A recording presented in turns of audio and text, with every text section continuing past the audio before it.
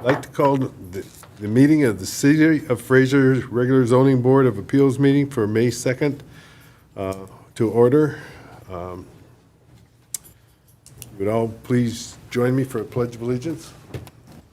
I pledge allegiance to the flag of the United States of America and to the republic for which it stands, one nation, under God, indivisible, with liberty and justice for all.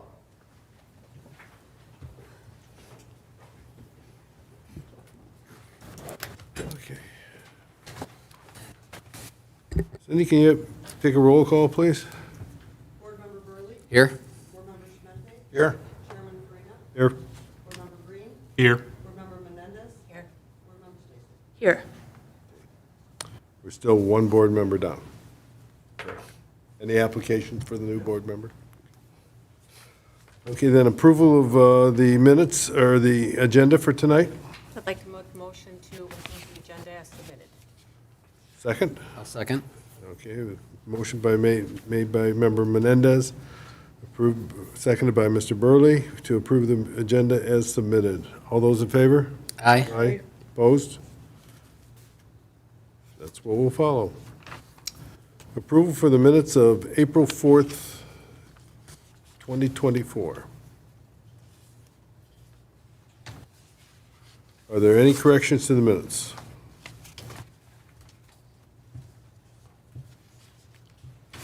Going once. Make a motion to approve the minutes as submitted. Is there a second? I'll second. Okay. The minutes have been, motion's been made to approve and seconded. Can we have a roll call, please? Board Member Burley? Yes. Board Member Schmente? Yes. Chair Farina? Yes. Board Member Green? Yes. Board Member Menendez? Yes. Board Member Stacy? Yes. Okay. Petitioner and members of the audience, the Zoning Board of Appeals is herein created as a body of limited powers. Where there are practical difficulties or unnecessary hardships in the way of carrying out the strict letter of the Fraser Code, the board shall have the power in passing upon appeals to vary or modify any of the provisions of the code relating to the construction, structural changes in the equipment, or alterations of the buildings or structures so that the spirit of the code shall be observed, public safety secured, and substantial justice done.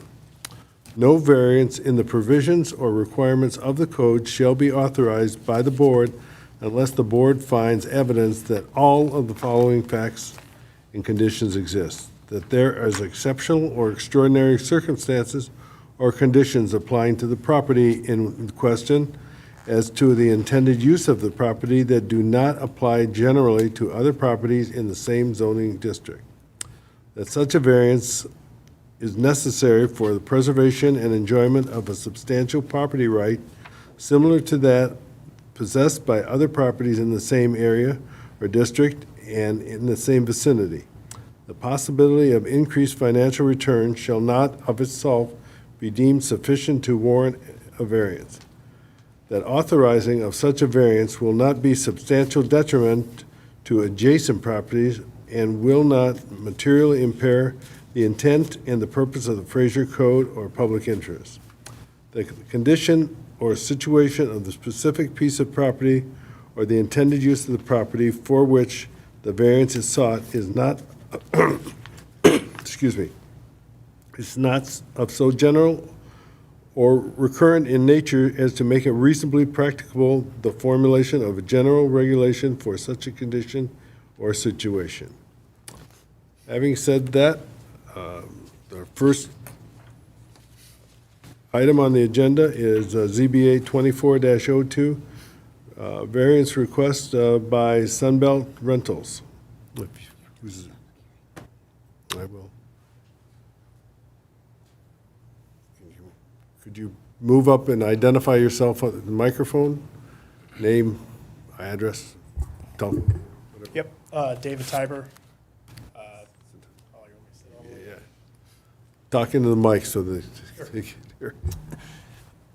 Yeah, David Tiber, address is 3601 Rigby Road, Miamisburg, Ohio, 45342. We're here tonight on behalf of Sunbelt I'm with CSO, we're the civil engineers and architect assisting Sunbelt with their called site expansion and renovation.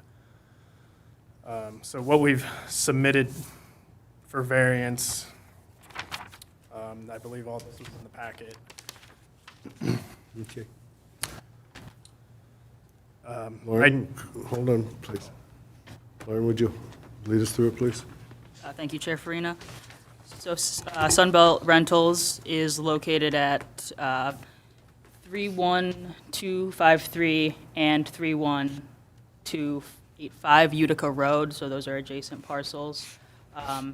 We had a slight hiccup last month in noticing, so we're holding the public hearing for essentially the north parcel to catch up to the south one, but they are all one application for clarification. So the applicant is looking to expand the property to the parcel to the north, and they propose a gravel storage area separated by a 8-foot chain link fence and new customer parking in the front. So they are requesting variances pertaining to setbacks. The first being front parking setback of 87.13 feet. So that's a variance of 22.87 feet from the required 110-foot setback. Front setback for the gravel storage area of 51.91 feet, which is a variance of 58.09 feet. And a front setback for the fence, a variance of located 20 feet from the front of the property, which is a variance of 58.09 feet. So when reviewing these against the standards in the zoning ordinance, under A, there's exceptional or extraordinary circumstance or conditions applying to the property in question. So this site is unique in its irregular configuration. It has kind of a unique jog to the north parcel. The applicant states that due to the limited area of the property and the existing building, there's not adequate frontage to accommodate customer parking and their growing business. The front yard parking would separate customer traffic with ongoing commercial traffic operations in the rear. So that's the reason for requesting that parking in the front instead of in the rear area. In addition, the fence location in the front yard would be necessary for the adequate square footage for proper functional movement without interference with the right-of-way. Regarding item B, that the variance is necessary for the preservation and enjoyment of substantial property right. Other properties surrounding the subject site are zoned IC industrial controlled. There's properties of the same zoning that have parking within that front setback in the vicinity. So that is consistent with that requirement. In that authorizing of such variance will not be of substantial detriment to the adjacent property or property owners. We do not believe that granting these variances would be detrimental to adjacent properties or property owners either. Item D, that the conditions or situation of the specific piece of property or intended use of the property for which the variance is sought is not so general or recurrent. The situation could be recurrent, as noted, that there are similar properties in the vicinity with the same conditions. Regarding E, that the modification of setback, location, or site building is sponsored by the Planning Commission, or F, that the phasing of required site plans may be warranted. Those are both not applicable in this case. So given those findings of facts, we feel that, we recommend that these variances would be granted. Are there any questions for Lauren? Yes, Ms. Sayer, I got a couple questions here. On there it says storage of gravel. You mean storage on gravel, right? They're not storaging In the gravel. staff report, if I said that in the staff report, I apologize. It's Okay. on gravel, yep, that's Okay. correct. And then on the last of the A, I didn't understand where it says, for proper functional movement without interference of the adjacent road traffic. What does that mean? So I can give what I think, and then if the applicant, since they submitted this, if it's not the correct understanding, then I'd invite them to correct me. But Okay. my understanding is that that the fence, the yard location where they're proposing it would, it's necessary for them to move. I believe that Sunbelt Rentals is renting kind of large equipment, so I think that they're saying that space is necessary to not kind of impede when it's coming up from the road or something of that nature. Okay. Well, I'll ask him then to clarify it. Yeah, if he, I thought that was from the administration, I'm sorry. no worries. One other question, though. We postponed last time because of something with the property, so they don't own the adjacent property. I believe that they are again, the applicant can feel free to correct me, but I believe that they're in the process of acquiring it, but it wasn't quite a done deal when we sent it out for noticing. Okay. So we did include the application with the property owner's signature for this, Okay. this one. Thank you. The ordinance requires that a parking area or storage area be paved. Is the applicant aware of that? I believe that's only for storing wheeled vehicles. Isn't that what he's storing there? Storing front-end loaders? No. I'm not entirely sure what they're storing. But it can be waived by the planning commission, but that has to be, but it is a requirement Correct. unless the planning commission waives it. This is what the discussion we had last night. Yep, that is correct. Are there any other questions for the administration? Any other questions? Just a second.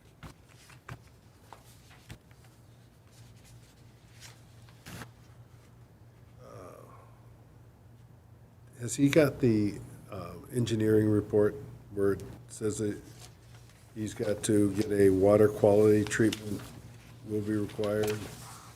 Yes, the applicant was provided with engineerings and public safeties. That's a good point. Public safety notes that one of the parking spaces would likely need to be removed for FDC access. He notes it on the site plan. I believe it's in your packet as well. And then engineering did also provide their report with their requirements, mainly pertaining to storm and utility. And they have all this data? They do have that information, yes. Okay. Sir, do you have anything to add? Yeah, I think I can touch on some of the questions that were. One of the questions was about access. So with the addition of the second driveway towards the north, the applicant's intent would be to have the site function in a one-way circulation where the existing driveway on the south is where vehicles would enter. They would come through the gate on the south side of the building to the rear of the property, and then access to the new storage yard would be from the rear of the property, and then those vehicles would exit through the new driveway. So because that driveway is further north from the intersection, creates some more additional separation, it'll help improve the access, because right now it is a difficult access during peak hours. But we would still design and permit all these as a two-way drive. We wouldn't isolate them to a one-way situation, but that's the applicant's intent. There was a question about property ownership. I believe, to my knowledge, the property has been purchased. I think it happened yesterday. If not, there is a contract in place that it would happen in the future. And then in the engineering report, there was a comment about the FDC. We might explore some options to maybe move that to a different part of the building or potentially to a remote FDC. We'd work through that with the water and fire departments. That's something we plan to kind of work through later on to see if there's a better solution there. Okay. And then we did read through the engineering comment letter, and there was a request to dedicate right-of-way, and I believe it would apply, the thoroughfare plan requires 60 feet from the center line is what's indicated. That's something we'd like to maybe talk to the city about, or city staff about. I don't know if this board's the right place, or if that's something that should be directed to. That should be directed there. Okay. We're here to hear about this variance. So we can have that conversation offline. I have a question for you. It shows the detention pond there, and it shows a fence on one side of the pond, and it being outside of the proposed storage area. How are you going to service that? How are you going to keep the grass cut and all that kind of stuff? So we would add some sort of access gate in there. We have not, we haven't got to that level of detail, but there would be some sort of access from the storage yard. It wouldn't be. How deep will this detention pond be? We haven't run the actual design yet, but our first approach would be to use like a dry basin that would, Is that fill, what fill up. I want to make sure that if it's, a kid can't fall in there and, Certainly. okay. I think with the size of it, we would prefer, and our first attempt at the design would be a dry basin. Using a wet pond there is not the best approach. Is there a reason why you didn't put the fence on the outside? Well, we want the fence on the inside just to isolate the storage yard. That way there's a defined barrier, but it's probably worth considering to put it on the outside as well, just to separate it from the. I would truly like to see that for safety purposes. Okay. Yeah, there's kids that go up and down those tracks all the time. Gotcha. Remember when you were a kid going on the railroad tracks? All right. Are there any other questions? Any other questions? Yeah, actually. So you're on the back of the property in between the building, you have a fence, so there's gonna be access there for traffic, your traffic to go back through? Because there's no, okay. Correct, yeah, so. Then there's no, it doesn't, Right, it doesn't indicate that, but a portion, there would be a new gate, well, it probably would just be open, I don't believe. Well, you're going to have to ask for an additional street cut there too, right?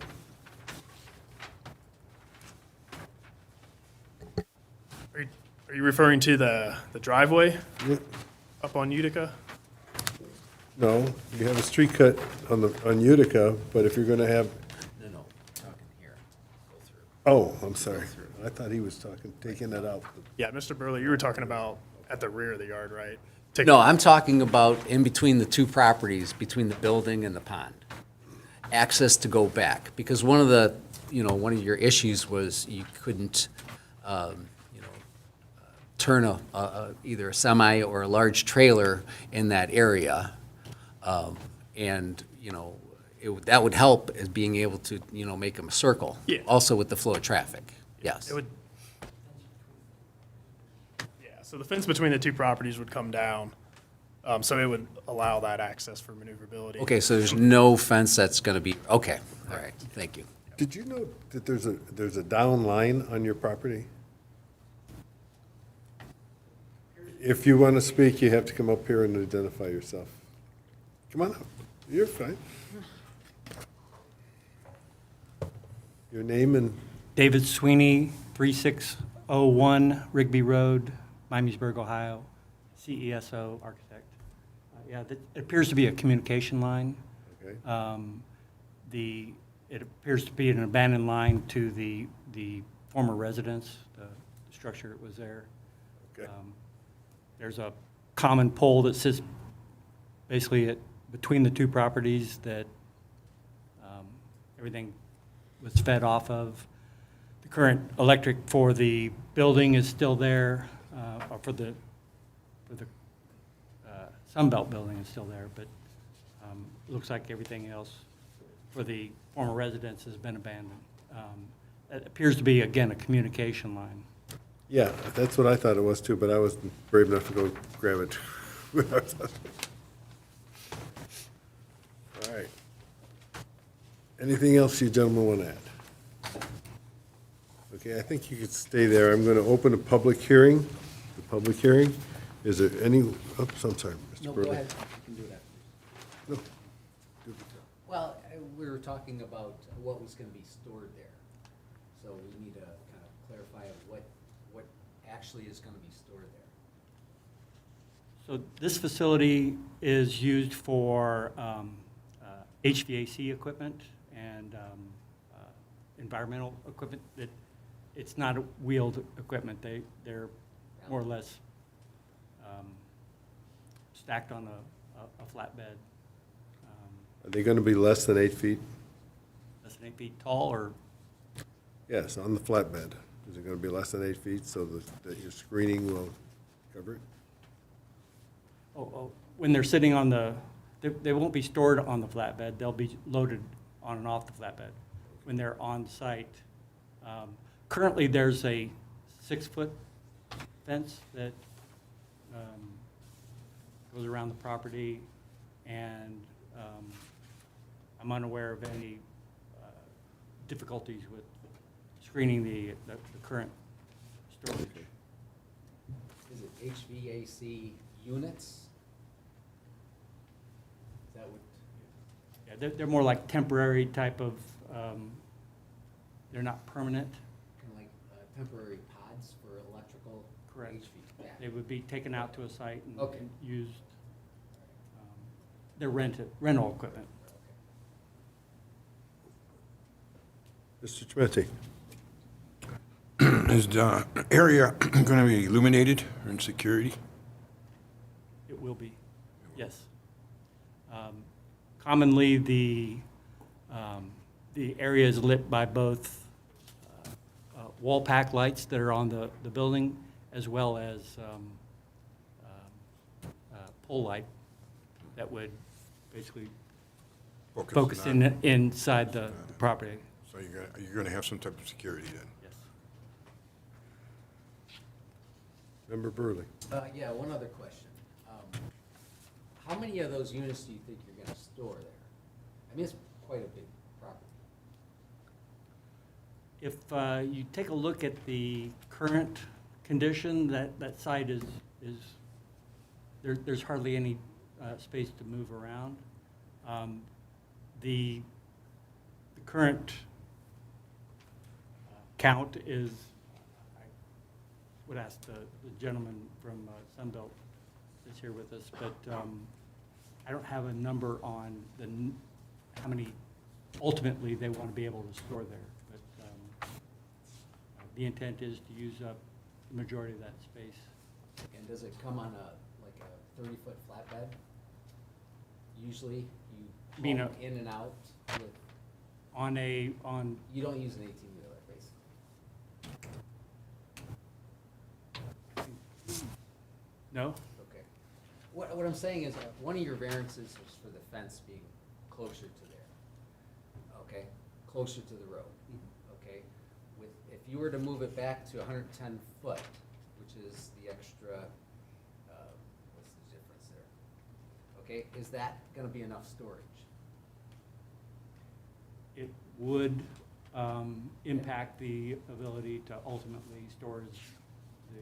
Well, ultimately, yes, it would, less storage, obviously, because there's less property. But what I'm getting at is, if you don't need it now, why couldn't you just put the fence right there? You wouldn't need that variance, okay? And then in some other time, if you needed more, you could always come back. Or, I'm just trying to go from, you know, having you do the whole thing, you know, having to put crushed concrete or paved or whatever, you know, not having to do, that's one of the variances is the 110, I think, foot back for the fence. I'm not, 100, yeah, 110. so, 87. you know, I was just wondering if that is realistic.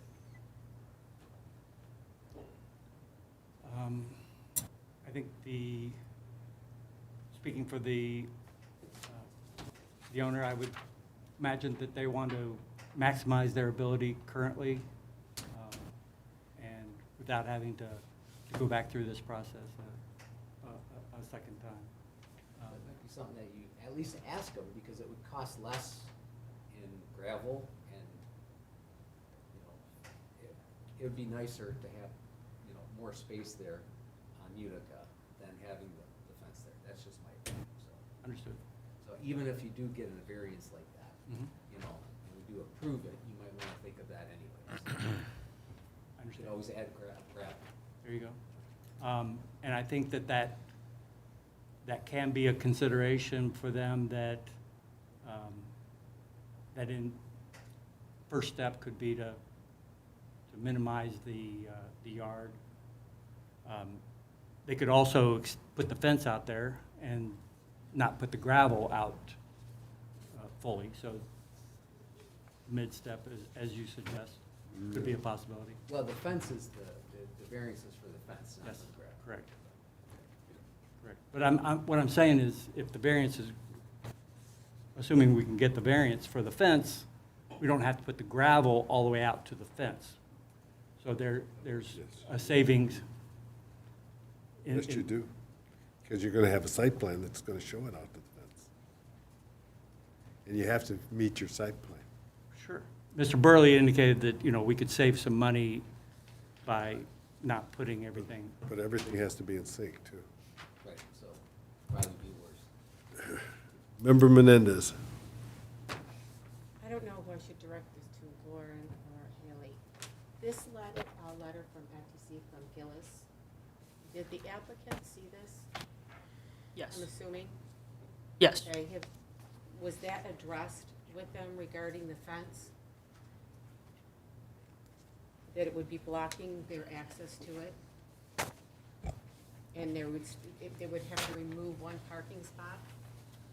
Even if they had access to it, he still thinks that that parking spot there is, should be removed. And with that being said, would they have enough parking spots?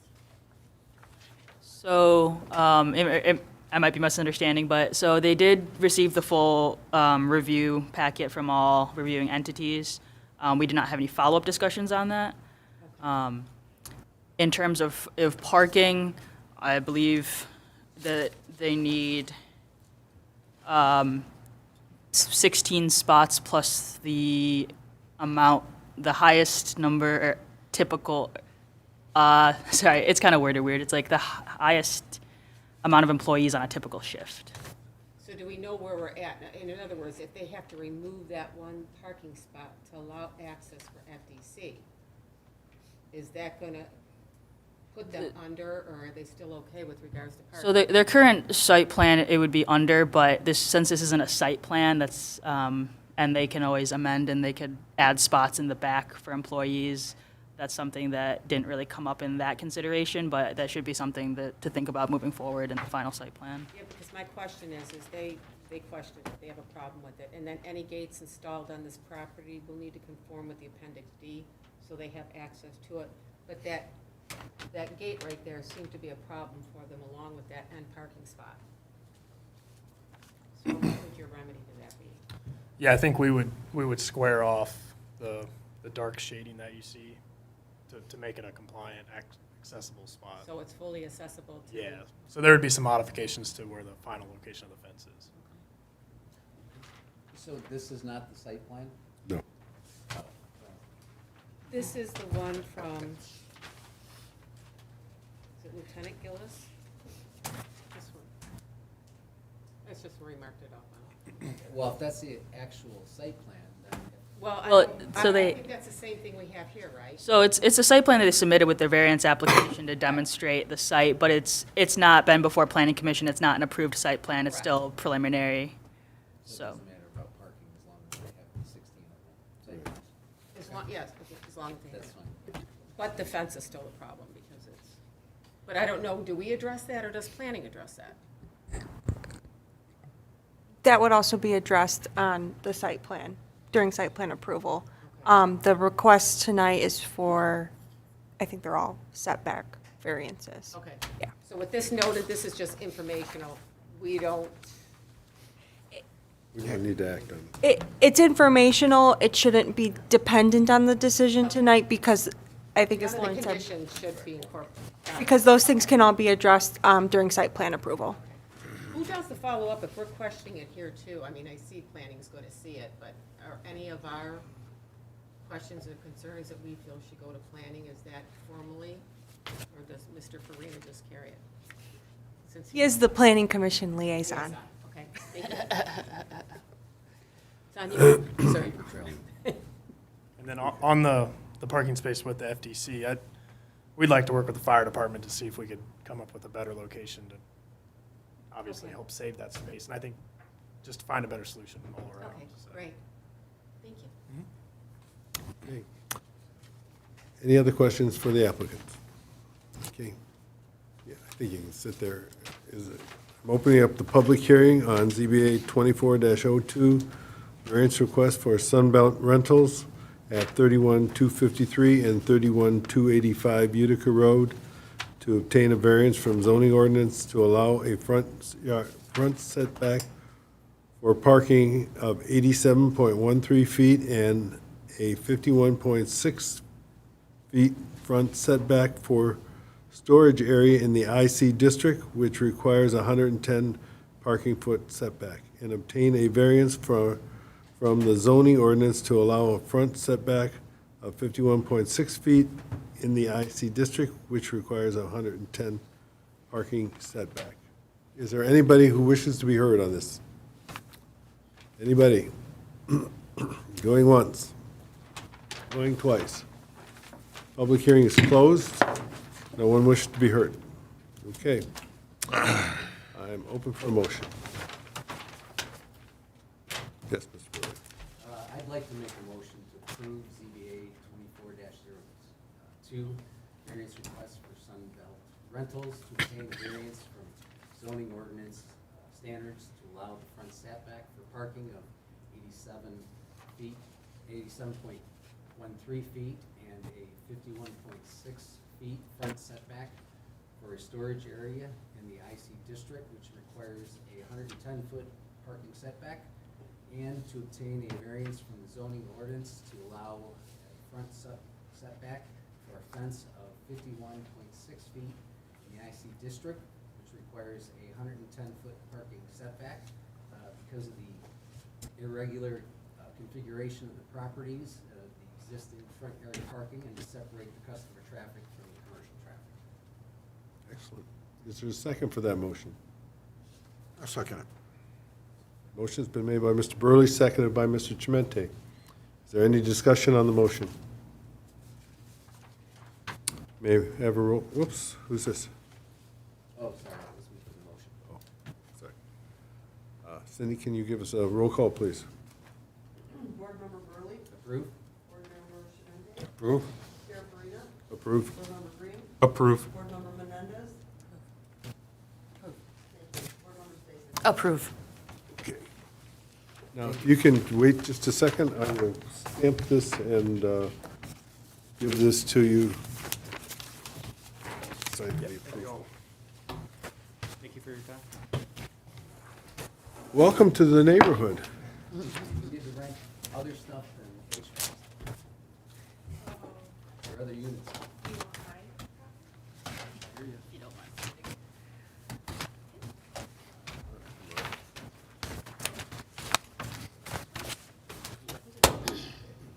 Is the only thing that needs to be stamped is the site plan?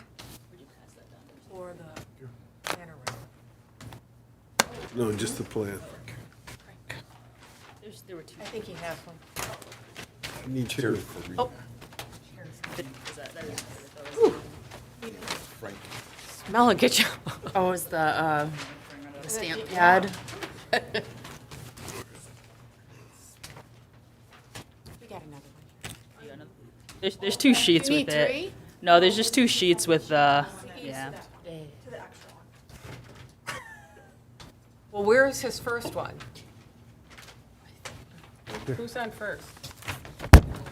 Here, there's C10, here's C10, okay. Here's this one.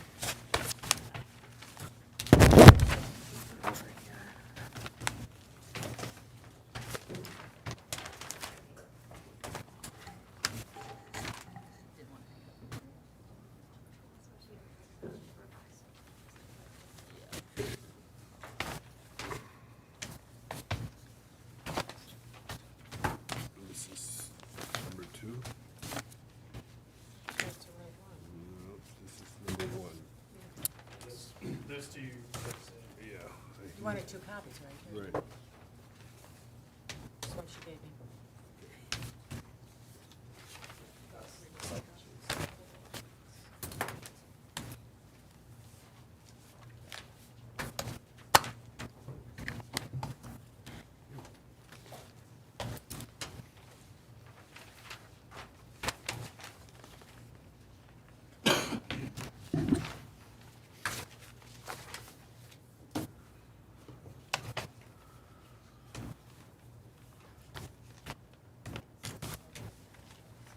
Sir.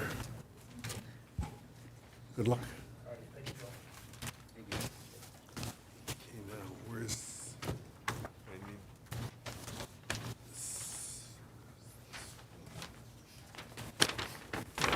This one goes to the city.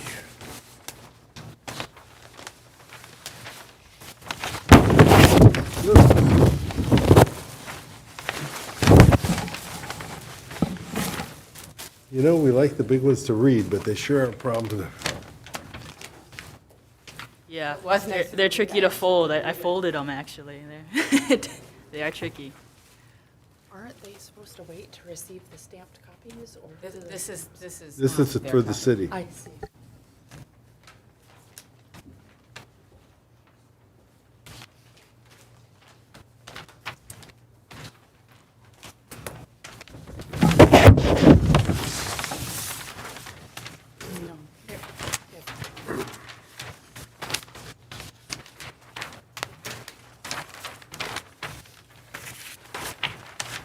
Be right with you.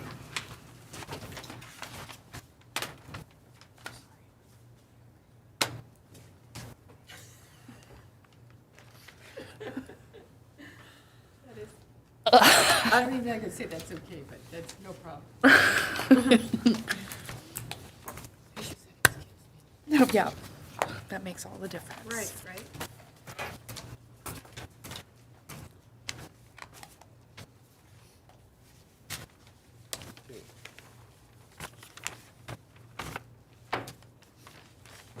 Pass this down to Lauren. Keep the bottom one, just in case. Or you can keep the bottom one, that's the next site plan. For you. Right? Might want to check them, sure. Just make sure you got the right one. Okay, old business.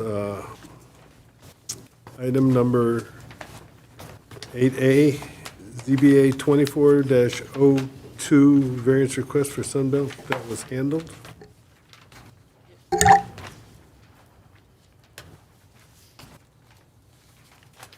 Next one is 24-03, variance for Foundation Solutions 360 at location at 34,400 Klein Road.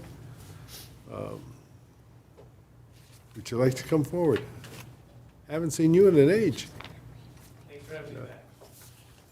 We like you. Okay, Lauren, you're up. All right, thank you, Chair Farina. So this one will sound familiar. We saw this application last month. It's located at 34400 Klein. It is in the IR district. The applicant is seeking a variance to modify the approved variance to remove shared parking conditions, and also seeking a front setback variance for parking. It does appear that we have the wrong version of the site plan on the screen, though, so I apologize for that, but the one in your packet is the correctly updated one. The applicant revised the site plan after discussions with the Planning Commission and ZBA last month to include some extra parking spaces on the south side of the lot within that 51-foot setback. Additionally, the applicant is proposing a screening of a fence to screen the gravel and the vehicles that are used in his business. So he's proposing that about 3 spaces from where the gravel is. So I'll try to go through this quickly as it hasn't changed from the last one too much, but regarding A, that there's exceptional or extraordinary circumstances or conditions.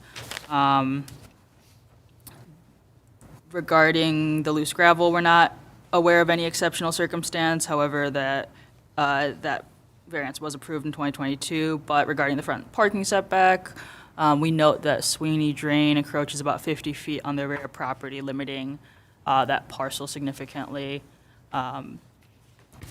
Regarding that the variance is necessary for the preservation and enjoyment of substantial property rights, we're not aware of any situation of any other properties in the IR district nearby storing these materials again, but this was already previously approved.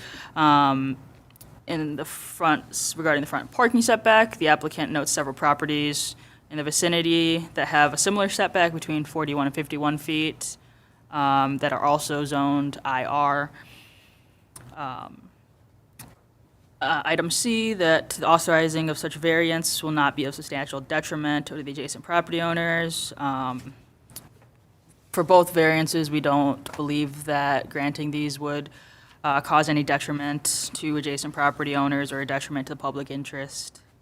And authorizing such variance, and then in authorizing the variance will not be of detriment, specifically considering light and visual. We also don't believe that either of these variances will cause any visual negative impacts. And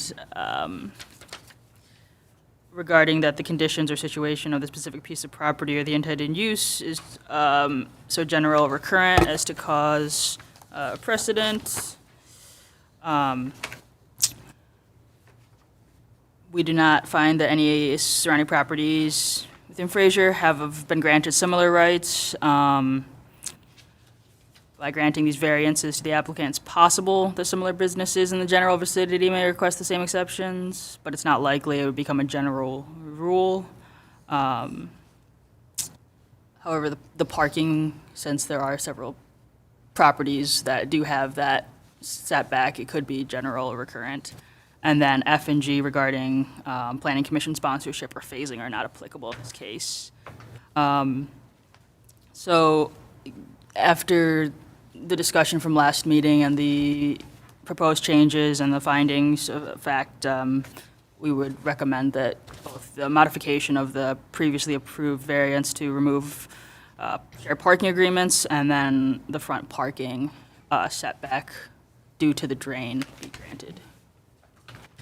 I also will note that this is the IR district, which operates slightly different than the IC district, which we've been seeing. So the screening requirements are slightly different. Ms. Tomich can correct me if I'm misspeaking here, but the IR district does not specifically state that the stored materials, the screening needs to be obscuring the stored materials fully. So I know that will probably come up with the vehicle storage behind. I believe that is it from my end.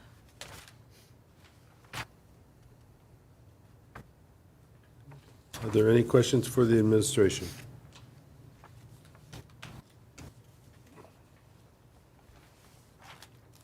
Can you repeat that more about the screening of the gravel?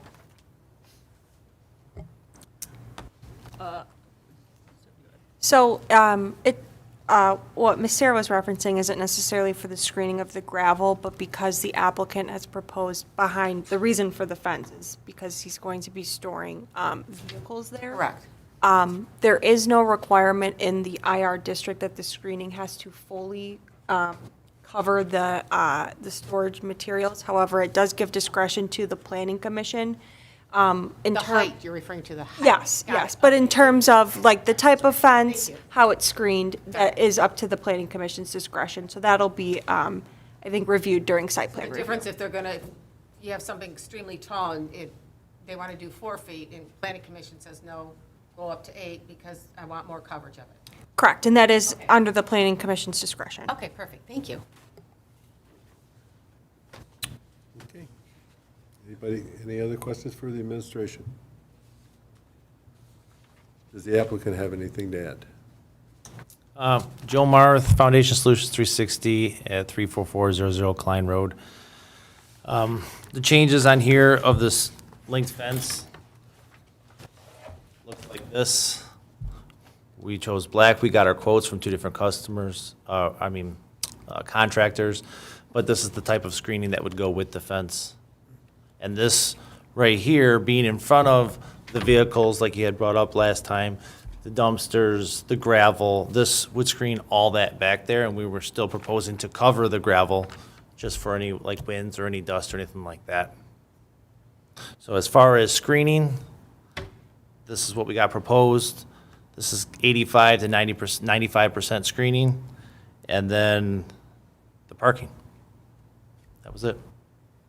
Well, we don't weigh in on the screening. That's the planning commission will weigh in on the screening and how it looks. I have a question for you. I was out there again, and we had brought up that you had 4 electrical boxes on the end of your exterior concrete where you put the vehicles, you know, it's in that area with the blocks on both sides. Yes, I'm familiar.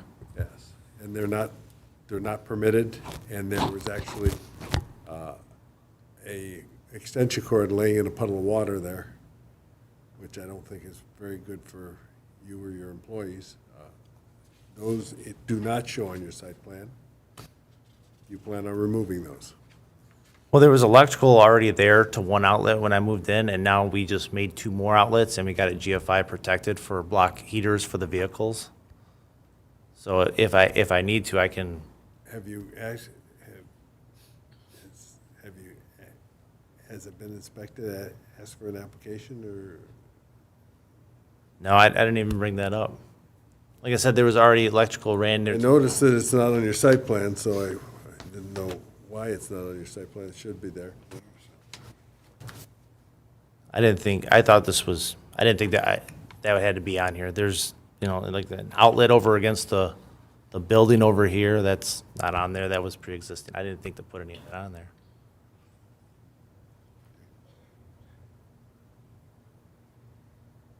Well, Lauren, does it have to be on there, or doesn't it? I would say that we don't typically require electrical outlets on site plans to be noted. Okay.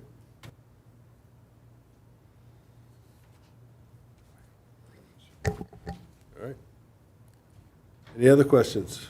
Where does the follow-up go when we run into something like that? Does that go, how is this communication? If we run into something like that, how does that make its way to Mr. Logan since he's not present? That would be through me. Okay, to see if in fact there's proper permits for those, all those electrical outlets on the poles, just for safety. Because, I mean, it was wet, the thing was plugged in, the bottom of the cord was actually sitting in the water. Yeah. Kind Yeah. of scary. They're all GFCI protected, but I understand. We would like to see poles on the site plan, but not necessarily electrical outlets. But I think a pole is a structure that, Well, that's what they were on. They were on poles. okay, understood. I thought, It was, We're it was talking a about wood walls pole for a while, too, with so. the socket, or what do you call it? Yeah. Receptor, electrical receptor.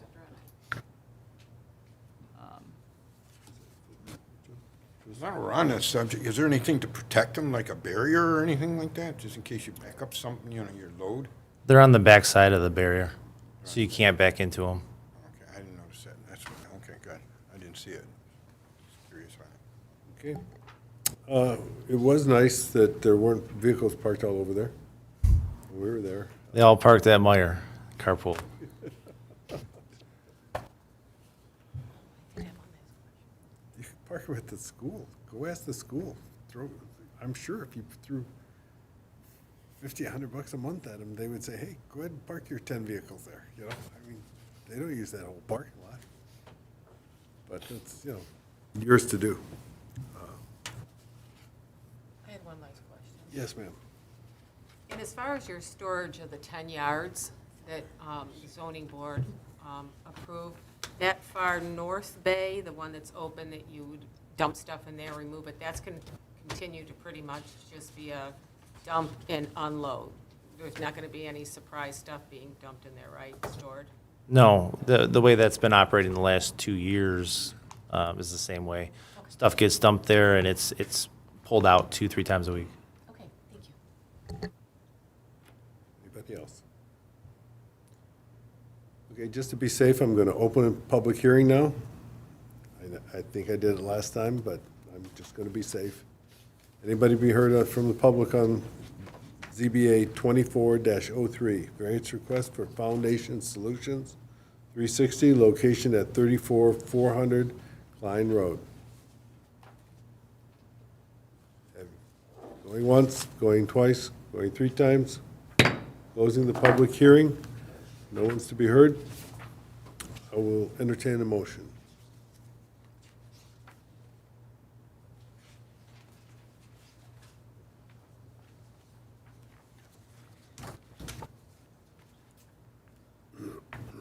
We either have questions or motions. Which do we want to do?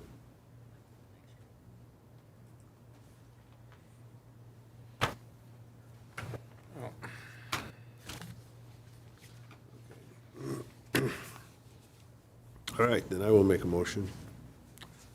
On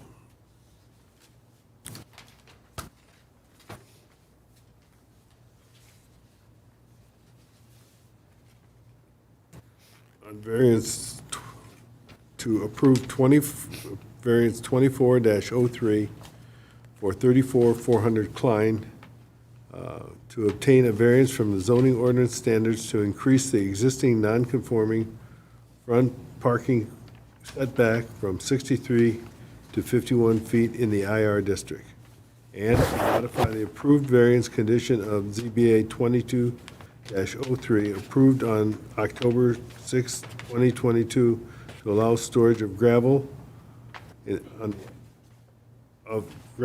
outside in the IR district. The applicant is seeking will be allowed to remove condition 4, which requires a shared parking agreement with adjacent property owners in a recordable form, is provided and approved to the city attorney. That will be deleted from your,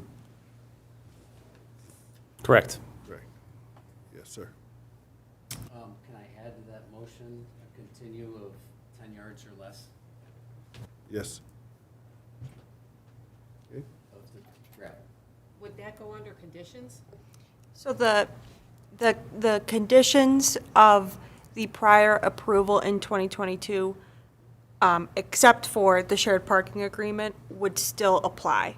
So that condition would still be applicable, because the variance request tonight is not necessarily for the outdoor gravel storage. So that's all folded in. Correct. Okay, you got that, Cindy? You sure? You want me to try? I believe we're good. Okay. We'll go back over it. Or is there a second? I second it. Okay. Motion's been made and seconded. Is there any discussion? Cindy, can you have a roll call, please? Board Member Burley? Yes. Board Member Schulte? Yes. Chair Farida? Yes. Board Member Green? Yes. Board Member Menendez? Board Member Stacy? At this point, before we do this, can I ask a question, or did I miss my mark? For the conditions, the reasoning, It's folded in. do you want to use your You condition mean you'd for like to approving it? amend it? Or just add for the conditions, or for the reasons stated in the planners, what do you call this document? Staff report? Planner staff report. Okay. I'm amenable to that. Joe, are you amenable to that being added? Okay, can we start again then, I please? apologize. Should we do it again? Yes. Okay. Board Member Burley? Yes. Board Member Schulte? Yes. Chair Farida? Yes. Board Member Green? Yes. Board Member Menendez? Yes. Board Member Stacy? Yes. All right. Well, congratulations. Finally.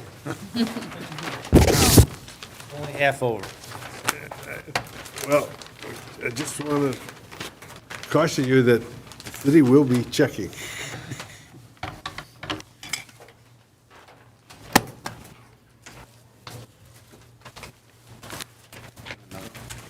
I got you. Thank you. This is a deadline to get on the city council meeting for June, Planning Commission, so let's see. or planning commission. So this actually means that you're back on the hook, Chair Farina, for a Planning Commission meeting in June. We would just want that, since it's just a site plan, we'd want it by May 20th, please. Okay. And what date's the meeting for next month, do you know? It will be June 5th. Thank you.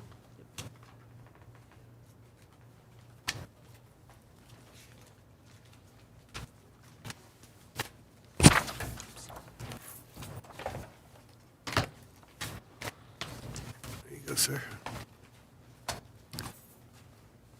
I hope not to see you back in another year, unless it's just. Thank you. Thank you.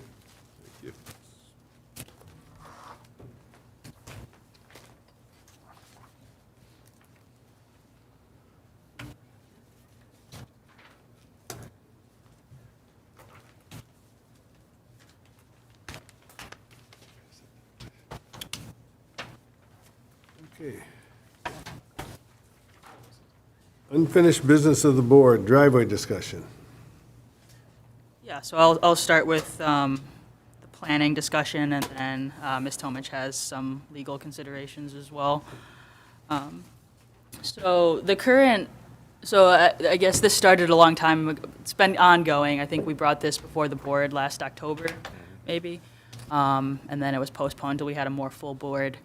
But there's been a lot of residents requesting driveway expansion, so that's widening their existing driveway to accommodate more vehicles, larger vehicles, things probably of that nature. Currently, the provision that's ruling that is in Section 32-92, Section 10, and it states that residential off-street parking spaces for one- and two-family uses shall consist of a parking strip, driveway, garage, carport, or combination thereof, and shall be located on the premises for which they are designed to serve. Parking shall be restricted to paved areas. Paved areas shall not be permitted in any required side yard or any required front yard, except the driveway located in the front yard, unless it's necessary to provide access to a side entry garage, detached garage, or side or rear parking spaces. Horseshoe drives may not be used to satisfy the parking requirements. So another reason this came up is there was some discrepancies between, well, now it's previous building officials, but their interpretation was that it could be expanded, and then planning's interpretation was that you couldn't expand an existing driveway given this. It gets a little tricky because we don't have a definition of a driveway, so when they say that you cannot pave anywhere in the front yard except in the driveway, what's to stop them from saying, 30 feet out is still their driveway? So at this time, so we're requesting, I guess, direction on what this board's interpretation of the ordinance is, or what direction to push it. I will say that we are planning to do an entire zoning ordinance rewrite kicking off in the next couple months. So if this board feels like this is something that's more eminent, we could bring it to Planning Commission, as they are the ones who would recommend it to City Council with some draft language. Otherwise, we could roll it into that update. But some potential directions might include amending the text to allow driveway expansions, but imposing a lot coverage standard of paved areas, because currently our lot coverage is only buildings. Amending text to specify maximum driveway widths, adding a definition of driveways, any combination. Those are just some initial thoughts. If anyone else has other thoughts, I'll turn it over to Ms. Tomich for any legal, I suppose. Sure. So I won't take up too much time, but I think as Lauren indicated, there is, it's a little difficult to interpret the driveway expansion because the ordinance doesn't define what a driveway is. However, the way that my office interprets the ordinance is that a driveway is typically pavement that's leading to a garage. So any expansion that is outside of that direct pavement that's leading into a garage would not be considered a driveway and therefore would not be allowed under the ordinance. That's the way that our office interprets the ordinance. I know Ms. Erickson, actually, I think back in December, put together a memo that's in your packet. She went through, I believe these are all pretty local, these are all Macomb County municipalities, and kind of identified different ways that other municipalities have defined driveways, if they have dimensional standards, things like that. As you'll see, just by taking a look, it's kind of, there isn't really a standard that most municipalities have adopted at this point. I think that a lot of municipalities are not, their driveway ordinances haven't kind of caught up with the times now. So there's kind of a lot of ways that we could go with this. If anyone has any questions pertaining to the legal aspect of it, I'm happy to answer any questions. And I will know, as Ms. Sarah indicated, any action by ZBA would either be a motion to recommend that the Planning Commission recommend a text amendment, or if, like she said, to incorporate that in the entire zoning ordinance rewrite that will be happening within the next few months. I have a question before I recognize anybody. Horseshoe driveways, Go. okay. Are those not driveways because they don't go to a garage? They are, but I believe they're specifically provided for in the ordinance, right? They're specifically prohibited. I know there's, Or, that's what I meant. there are, I know there's quite a few in Fraser. Well, but- in my sub, there's a number of them, you know, and they were all approved by the city. So I don't know how that cannot be considered. What year? That's what I like. Yeah. The that- year, okay. That could because- likely be part of it. 1995, 1996. Well, I got to go back before that. In my subdivision, there's a couple of them there, and the houses were built in '69. And those very well may have predated the zoning ordinance, because I think the bulk of the current zoning ordinance was adopted in '96, I want to say. So that's where it is. So there is a very good chance that those driveways may have predated the current zoning ordinance. So there wasn't anything. Correct. Or the standards were different, I'm not sure. Let me go through here. Ms. Menendez, you were first. This is classified not under driveways, but residential off-street parking spaces. And if we're going to recognize it just going to the garage, in the, they allow right in this ordinance as it exists for residential off-street parking, or side or rear required parking spaces. So again, I mean, if somebody has a boat, as I did, we weren't required to put it in the front. It had to be back behind the front setback. It had to be on, at that time, it was either gravel, cement, or Asphalt. you could have blacktopped it, correct. So all the people that have recreational vehicles, trailers, what does that do to people coming in if you're only going to consider the access to the garage as a driveway? I mean, I consider my access in and out of there as an ingress egress. It's just a gravel driveway. So do you mean in terms of, like if there are new driveways built?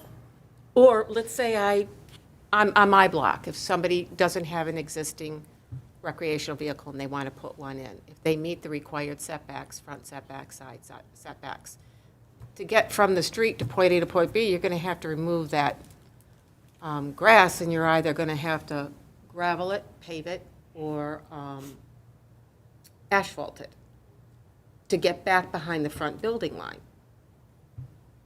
So if we look at only a driveway going to the garage, that excludes that whole portion of people that could potentially have recreational vehicles, because they're allowed to do it now. You've never required a permit unless you were in the city right-of-way. And that approach portion, you would have to pull a permit for depth. So, and I think, and Lauren, jump in at any point, but I think that that ultimately comes down to a policy choice by the city of how, if the ordinance is to be rewritten, how it's going to be, how those things will be classified. I know in Ms. Erickson's chart, she has also, there's a section here as it pertains to the maximum impervious surface that's allowed on a Right. residential parcel. And so that's another way that other municipalities have gone about it, where instead of specifically regulating the width of a driveway, it's that you can only have so much impervious surface, either in the front yard or rear yard. So that's why there's, you know, there's lots of ways to go about it.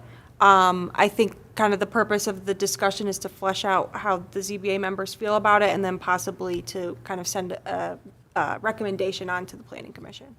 And then you have some of these older homes that have very small parcels in their driveways. They need to expand to get their family vehicles in there. Yeah. Again, I get it, the impervious. Yeah, I mean, I will say, you know, cars have changed a lot from 1996. Right, a lot They're bigger. Bigger now, so, you know, I understand where people are coming from and wanting to expand the driveway.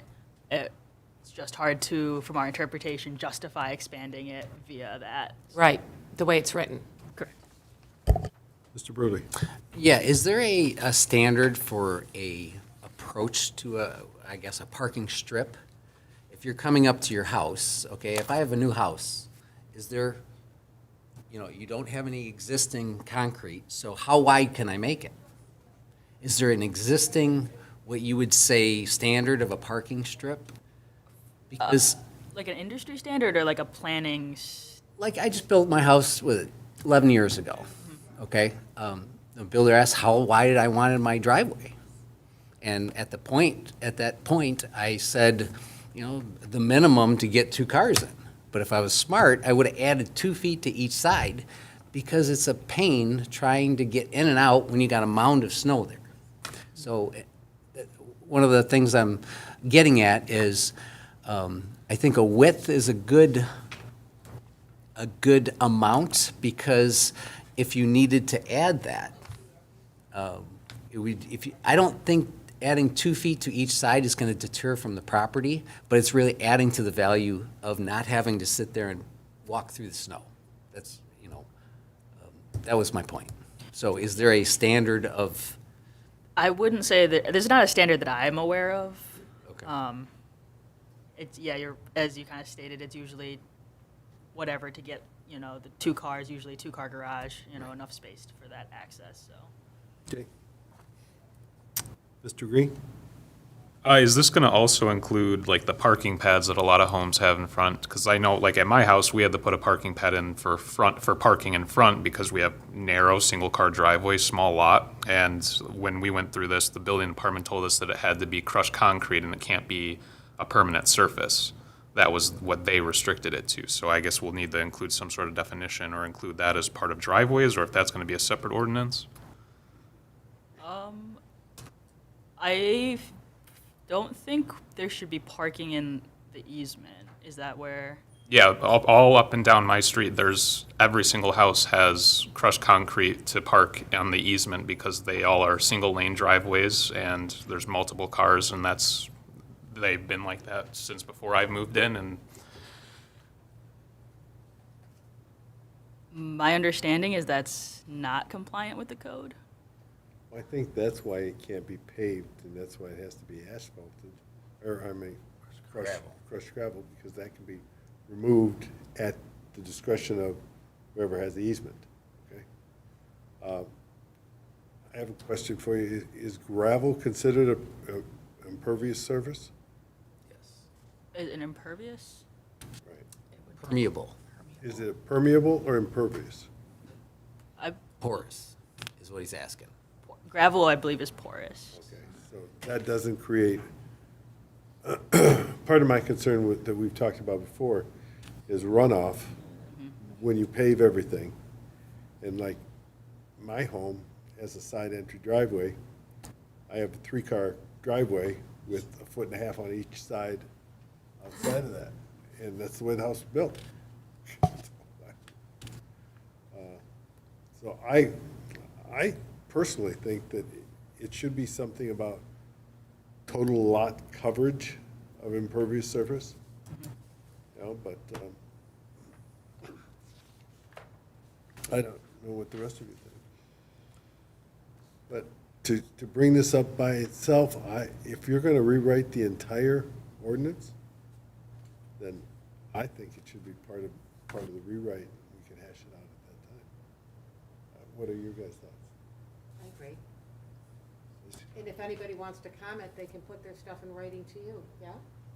Yeah, and this isn't, I don't think this is necessarily an action item, it's a discussion, so you don't have to make a motion Right. on it either.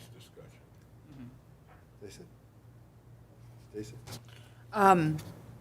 I was just reviewing all these other standards here, and I kind of like what Sterling Heights does, where they have a condition where it says, maximum front yard impervious and hard surface previous material coverage is 45% or 200 square feet if located on the road. So I like the idea that you mention, a total lot coverage, but I also think that there should be some limitations on dimensions because you kind of like leave yourself open for people's crazy ideas.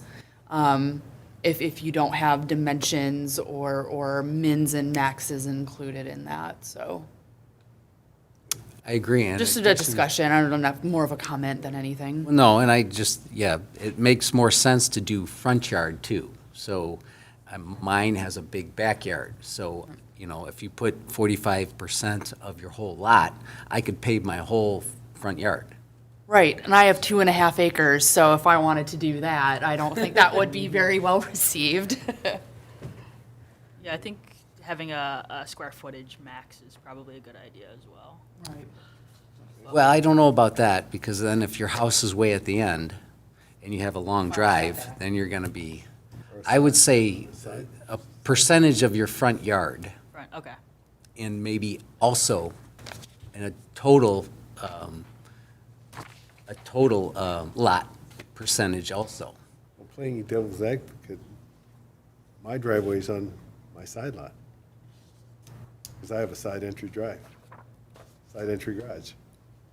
Are you on a corner? Well, yeah.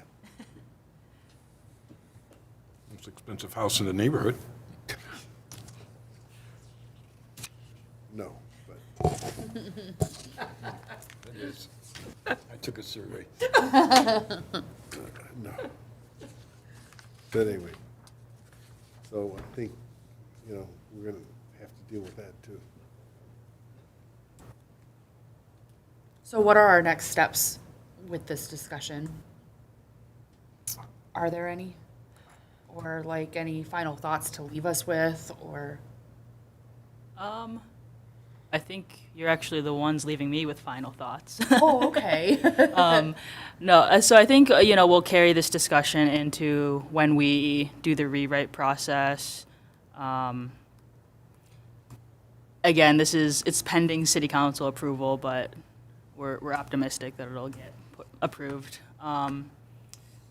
So, I think we'll take what we hear from this discussion, make notes when we do our diagnostic report and include that. And when it comes to redrafting it, we'll include some language on probably lot coverage, and we'll probably have to think about what that means exactly for these conditions that we're talking about, like corner lots or maybe front yard percentage. But I'm not sure if there's any next steps in the immediate future or any motions, but that's kind of what we're looking at. Maybe we can incorporate, like, I don't believe we have this for the RVs and ours as well. Whose is this that, Clinton Township. let me look. If you look at the first page of the chart, Fraser does have a section regarding RV storage. But does it, I know it does on RV, but does it specify the exact ground? Oh, size? No.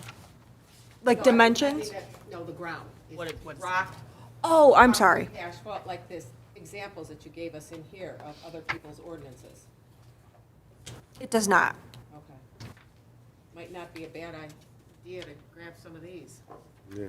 Well, You know? Here's one that I kind of like, Sterling Heights. All Again. RVs must be parked or stored on a surface consisting of asphalt, concrete pavers, or an alternate material approved by the building official. You know. Because I think I mentioned this before. I went up to Traverse City, and we went out into this one area, and they had like a block. You know how block has those horseshoe openings in it on the side, embedded, and that was, and then they had it just filled with gravel. So it was all impervious, or pervious, Permeable. permeable, thank you very much. So that it allowed the water to go down. They weren't, creating a trespass on anybody else's property, so. Yeah, and I think that would be a good provision to, think about or include in the overall rewrite of acceptable kind of paving materials as well. Okay. And distance from side lot lines as well, so Yeah. people aren't pitching. Yes, Dump it, mainly or, that, yeah. A lot of times, water's one thing, but then you get snow, they have nowhere to throw it. So, those line underneath. Okay. Enough discussion? You want to talk about it some more? Looks like they're done. I don't have anything else to add. I appreciate everyone's comments and feedback, and yeah, I'm looking forward to, again, hopefully getting to rewrite this soon. Okay, the April report, monthly report. All right, you're not out of the woods with me yet. So, all right, so we've got Hockey Land. My understanding is that they have one outstanding document left. If there's any follow-up, I'll defer it to Ms. Tomich.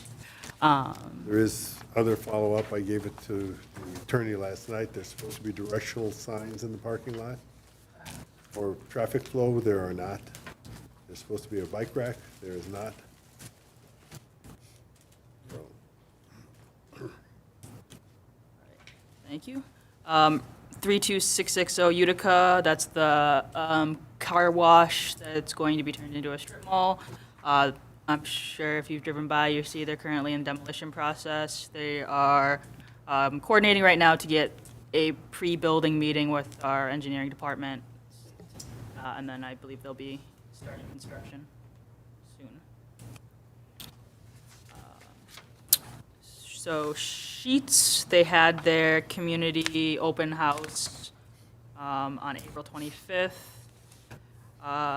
They currently have submitted a conditional rezoning agreement. Mr. Andrews is currently reviewing that. It does say tentatively July, but after this packet went out, I was informed that Mayor Lesich will be gone most of July, so it's looking like August is likely the earliest it will be coming to City Council. So it's not coming in June. It won't be ready in time. and also the new sign ordinance is supposed to come in August. That is, yep, that is correct, so. Well, one or the other is probably going to be pushed. I don't think. I you wanna I would go think they would through a probably kick the sign ordinance ordinance. With 200 people here. But that's all right. Since they have changed their application, do they have to go back to the planning commission for a recommendation? They do not, no. Because they're taking away? Nope, so, they can, there's no agreement. So what they're working on right now is the rezoning agreement, the conditional rezoning agreement. And the applicant has to propose those changes. The city can't ask them or impose any of those on the applicant. So that's part of why the review is so lengthy, because they're working on an agreement that encompasses the whole project. But because they've changed their plan between planning commission and city council, they do not need to go back to planning commission. Well, how do they know if the planning commission would change their vote, So their recommendation? they would take it as it was the planning commission's recommendation as the facts that were presented at the planning commission meeting. So not recommended? Yes, they recommended denial. That is correct, I yes. remember that. Yep. Okay.